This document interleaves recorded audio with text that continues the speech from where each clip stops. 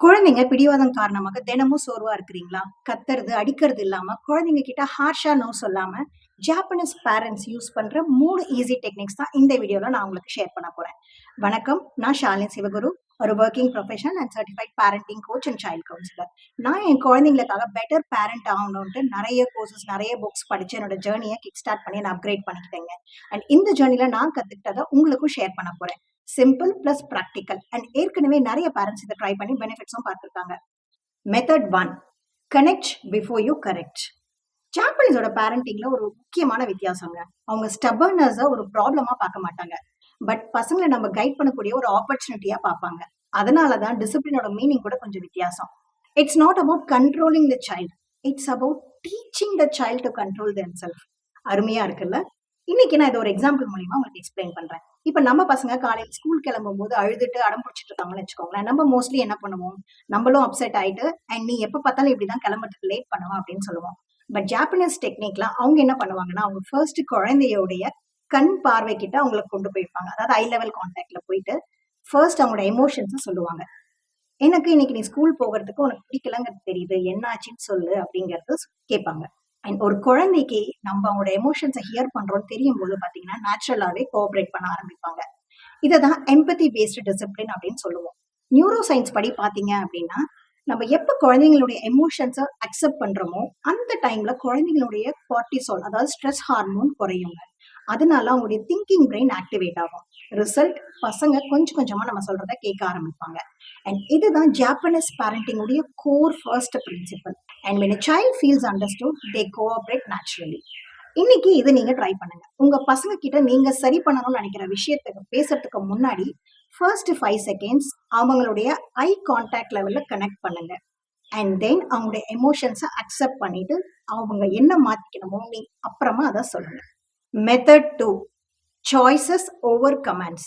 நம்ம யூஸ்வலி குழந்தைங்களுக்கு கமாண்ட்ஸ் கொடுக்கும்போது அவங்களுடைய ரெசிஸ்டன்ஸ் தான் ட்ரிகர் ஆகும். பட் சாய்ஸஸ் கொடுக்கும்போது கோஆப்ரேஷன் நடக்குங்க. எக்ஸாம்பிளுக்கு, நீங்க வந்து ஹோம்ஒர்க் இப்ப பண்ணு அப்படின்னு சொன்னீங்கன்னா நான் இப்ப பண்ண மாட்டேன் அப்படின்னு சொல்லுவாங்க. அதுக்கு பதிலா நீ குழந்தைக்கு ஒரு சாய்ஸ் கொடுங்க. நீ ஹோம்ஒர்க் இப்ப பண்றியா இல்ல ஒரு 15 மினிட்ஸ் கழிச்சு பண்றியா அப்படின்ட்டு.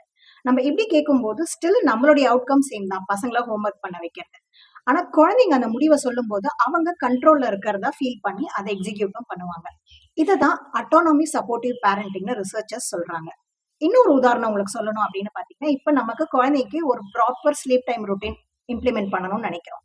அப்ப நம்ம என்ன பண்ணலாம்? அவங்களுக்கு தூங்க வர நேரம் வரும்போது நீ ஃபர்ஸ்ட் பிரஷ் பண்றியா இல்லைன்னா ட்ரெஸ் மாத்துறியா அப்படிங்கறது கேளுங்க.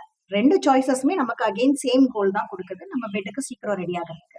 நம்ம இப்படி பண்ணும்போது every child feels respected and not being bossed around. ஒரு முக்கியமான கீ ரூல் இருக்குங்க இதுல. 2 சாய்ஸஸ் நீங்க குழந்தைங்களுக்கு கொடுக்கறதுமே உங்களுக்கு அக்செப்டபிளா இருக்கணும். இப்போ ஹோம்ஒர்க் பண்றியா அடி வாங்குறியா அப்படின்னு நம்ம கேட்க கூடாது. அது ஒரு த்ரெட் மாதிரி, சாய்ஸ் கிடையாது. அதே மாதிரி இப்போ நீங்க வந்து ஹோம்ஒர்க் இப்ப பண்றியா இல்ல ஸ்நாக்ஸ் சாப்பிட்டுட்டு பண்றியா அப்படின்னு கேட்டீங்கன்னா போத் ஆப்ஷன்ஸ் அவங்க எது சூஸ் பண்றது உங்களுக்கு ஃபைன். ஸோ இந்த மாதிரி கேர்ஃபுல்லா உங்களுடைய சாய்ஸஸை சூஸ் பண்ணுங்க. இதை நாளைக்கு 3 டைம்ஸ் ட்ரை பண்ணுங்க அண்ட் டிஃபரன்சஸை பாருங்க. Third method, natural consequences. பயமுடுத்தாம, பனிஷ்மெண்ட்ஸ் கொடுக்காம பசங்களை நம்ம சொல்றதை கேட்க வைக்கிறதுக்கான ஒரு முக்கியமான மெத்தடுங்க இது.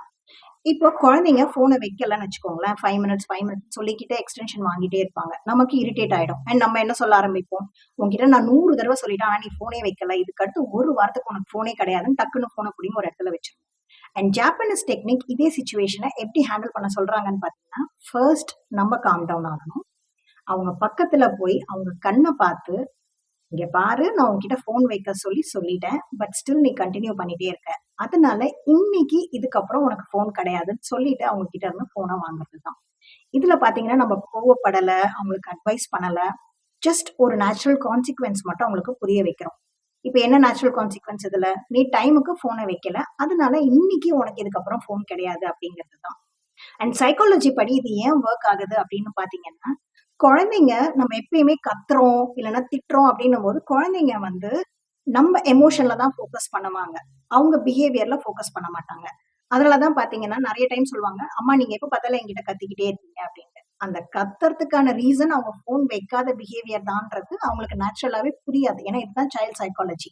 ஸோ நீங்க நெக்ஸ்ட் டைம் இந்த மெத்தட் இம்ப்ளிமெண்ட் பண்றதுக்கு முன்னாடி ஒரு முக்கியமான விஷயத்தையும் பண்ணணுங்க. அது என்னன்னு பார்த்தீங்கன்னா, எக்ஸ்பெக்டேஷன்ஸ் ஃபர்ஸ்ட்டே செட் பண்ணிடணும். இப்ப நீ ஃபோன வந்து டைமர் அடிச்சதும் வைக்கலன்னா, அந்த ரெஸ்ட் ஆஃப் த டே உனக்கு ஃபோன் கிடையாது. விளையாடி முடிச்சுட்டு டாய்ஸ் அந்தந்த இடத்துல வைக்கலன்னா, நெக்ஸ்ட் டே உனக்கு டாய்ஸ் கிடையாது. அதுக்கு அடுத்த நாள் தான் நீ விளையாடணும் அப்படிங்கிறது. இந்த மாரி கிளியர் எக்ஸ்பெக்டேஷன் செட் பண்ணிட்டு, அத ஒவ்வொரு டைமும் நம்ம ஃபாலோ பண்ணணும்.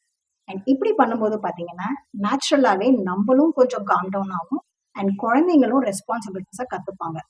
அண்ட் அவங்க பவுண்டரிஸையும் மதிக்க ஆரம்பிப்பாங்க. இத நீங்க ட்ரை பண்ணுங்க. கண்டிப்பா உங்களுக்கு ஒரு சேஞ்ச் தெரியும். இப்ப இந்த டெக்னிக்ஸ டெய்லி உங்க லைஃப்ல எப்படி யூஸ் பண்ணலாம் அப்படிங்கிறதுக்கு ஒரு 2 மினிட்ஸ் பிராக்டிஸ் உங்களுக்கு சொல்லி தரேங்க. ஃபர்ஸ்ட் 1 மினிட் நீங்க மார்னிங் எந்திரிச்ச உடனே பார்த்தீங்கன்னா, கண்ண கூட தொறக்கறதுக்கு முன்னாடி, அன்னைக்கு நீங்க உங்களுக்குள்ள ஒரு அஃபர்மேஷன் சொல்லிக்கணும். இன்னைக்கு என் குழந்தைகிட்ட எது நடந்தாலும் சரி நான் ரியாக்ட் பண்ண மாட்டேன். ஒரு 5 செகண்ட்ஸ் காம் டவுன் பண்ணிக்கிட்டு தான் அந்த சிச்சுவேஷன ஹேண்டில் பண்ணுவேன் அப்படிங்கிறத உங்களுக்குள்ளேயே சொல்லிக்கோங்க. இது உங்களுடைய எமோஷன்ஸ செல்ஃப் ரெகுலேட் பண்ணிக்க ரொம்ப ஹெல்ப் பண்ணும். செகண்ட் விஷயம், அன்னைக்கு எந்த டெக்னிக் யூஸ் பண்ண போறீங்கன்றத மார்னிங்கே டிசைட் பண்ணிருங்க. இன்னைக்கு எனக்கு என்ன பிராக்டிகல் சிச்சுவேஷன்ஸ் என் குழந்தை கூட இருந்தாலும், நான் இன்னைக்கு சாய்ஸஸ் டெக்னிக் யூஸ் பண்ண போறேன்.